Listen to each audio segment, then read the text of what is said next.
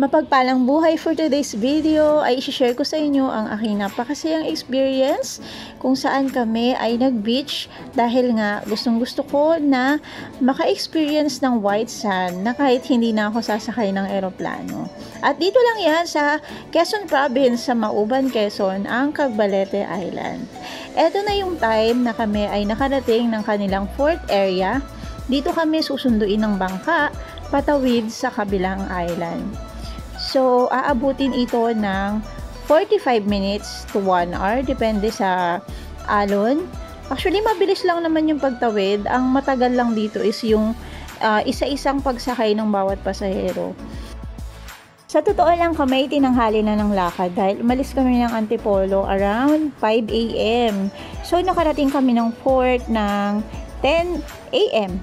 At dahil nga nabutan kami ng napakaraming pasahero dahil nung time na yon ay holiday, 2 PM na kami nakasakay at nakatawid ng bangka. Kaya I would suggest next time kung balak niyo po magbiyahe dito, siguraduhin niyo po na 5 AM or 6 nandito na po kayo sa kanilang port. At eto na po yung aming biyahe habang papalapit na kami ng papalapit doon sa Cagbalete Island. Sobrang excited na kami at ito na nga, sinundo na kami ng aming tour guide dahil may contact na rin po kami dun sa aming pupuntahan at dun sa resort na aming tutuluyan. So, ang kagandahan sa aming resort na tutuluyan, pagbaba ng fort ay konting lakad lang ay nandoon na po kami at hindi kami nahirapan. At ito po ang aming resort, ang Quintana Resort, kung saan ay makikita nyo napakasimple lang ng kanilang kubo-kubo. Pwede po kayo dyan mag-rent. Ang bawat kwarto ay 5,000. At meron silang 3 na kwarto. Depende po yun sa inyo kung gaano po kayo karami na grupo.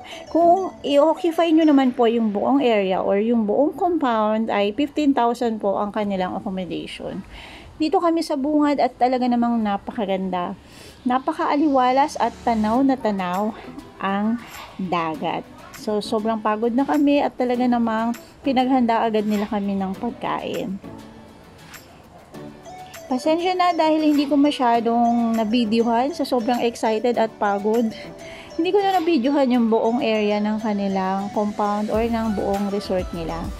So, eto yung paglabas ng resort. Makikita nyo dyan yung mga nakaparadang bangka at tanaw na tanaw nyo talaga ang kagandahan ng dagat.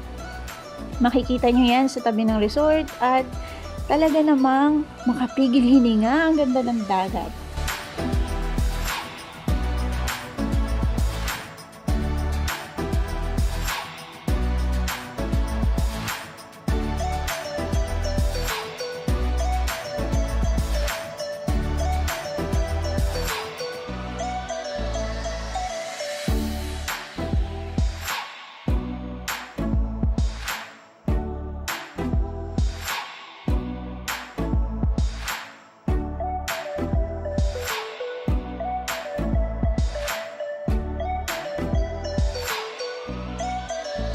And there you have it. Ito na yon. Hindi na ako nananaginip at hindi na ako nangangarap lang dahil talagang nasa harap ko na at ramdam ko na yung buhangin ng kanilang dagat na napakalinis at napakalinaw na tubig. So, dating plano lang at dating drawing lang, ito na talaga, nakulayan na. I'm so excited na maglibot sa buong island.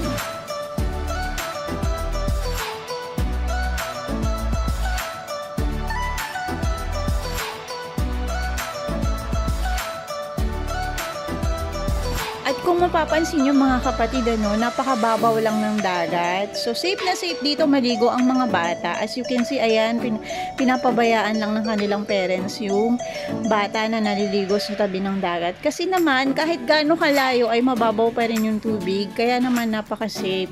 Kung nakikita nyo nga yung mga bangka, kala nyo nasa gitna na, pero mababaw pa rin yan.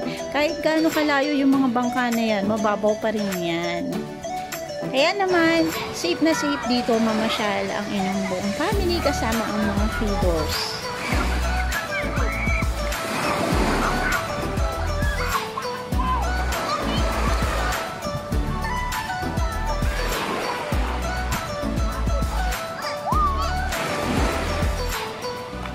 Look at that, may rainbow.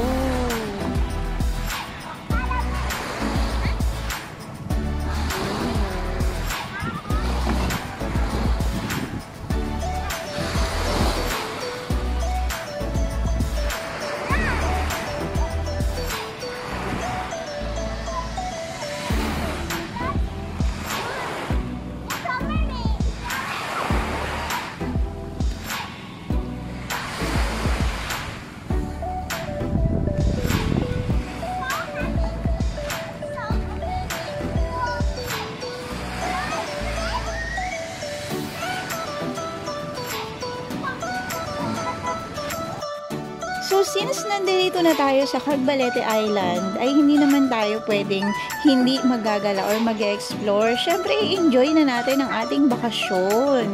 At para po sa kaalaman ng lahat, pag pupunta po kayo dito, pagdating po sa Mauban Fort, ay kailangan nyo magpa-register sa kanilang tourism office. Magbabayad kayo doon ng 80 pesos per head.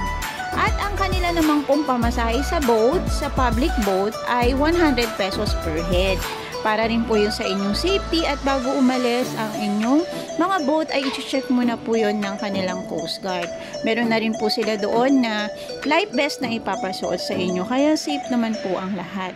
If ever naman po gusto nyo ng private boat, ay meron din po silang available. As far as I know, ay 3,000 to 5,000 ang kanilang private boat. So, depende pa rin po yun kung gaano kayo karami.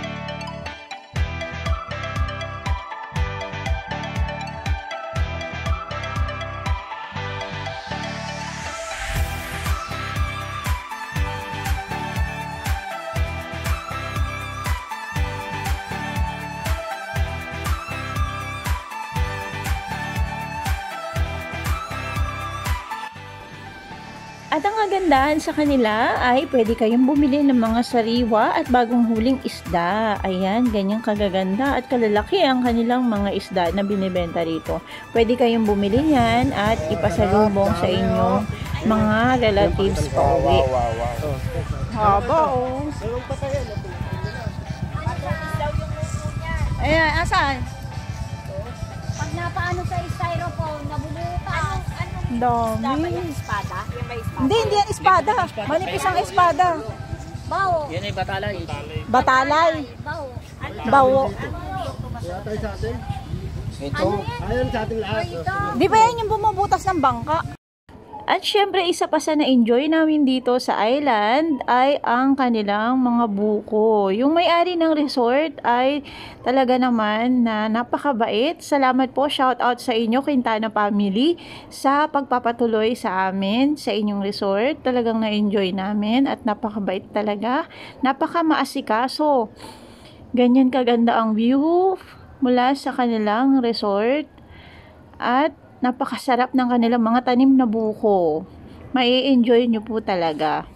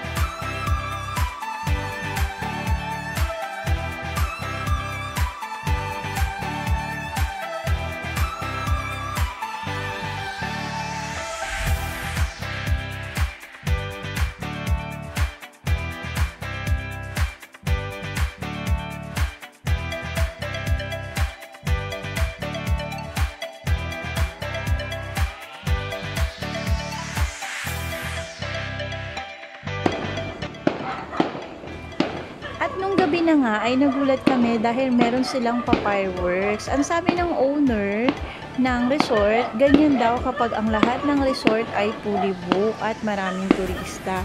Dahil nung time na yan na nagpunta kami ay holiday, kaya maraming turista.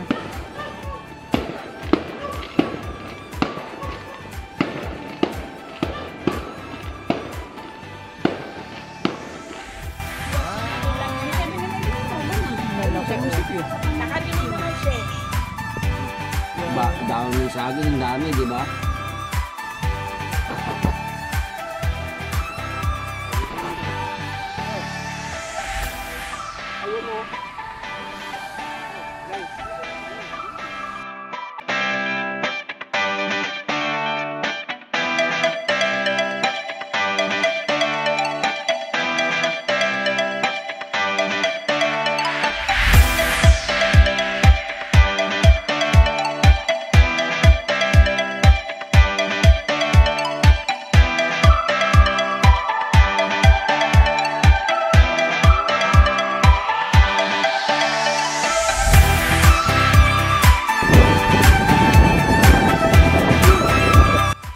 Ito naman po yung time na kami ay pauwi na. Ang problema kasi sa amin ay late na kami nakapag-prepare, kaya inabot na kami ng hapon. So I would suggest, if ever magbabakasyon kayo dito at kinailangan nyo nang bumalik to Manila, dapat before 12 noon ay nakapag-asikaso na kayo, nakapag-pack up na kayo at nasa port na kayo.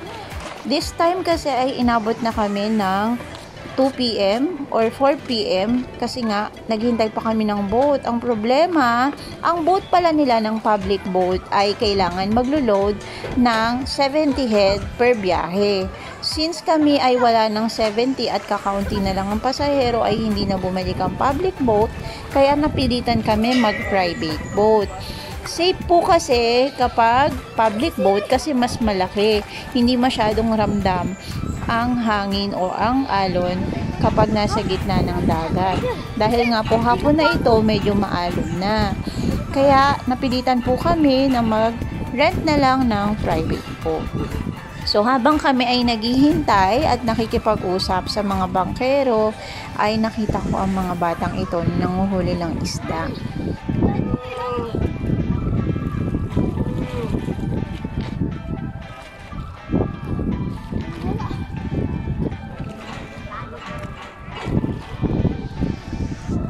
Nabibenta nyo, be? Hindi po, kakakulang po. Hindi to. Galing ano.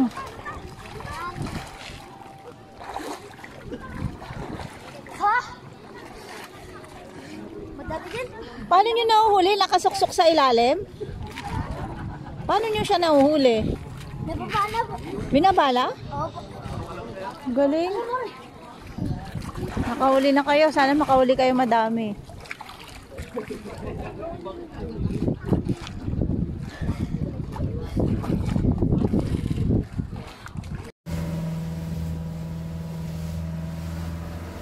And thanks God, nakasakay na po kami ng bangka pa uwi at patawid ng island. Sana po nag-enjoy kayo sa panonood. Huwag niyo kalimutan mag-like, mag-share at subscribe sa aking channel. God bless sa inyong lahat!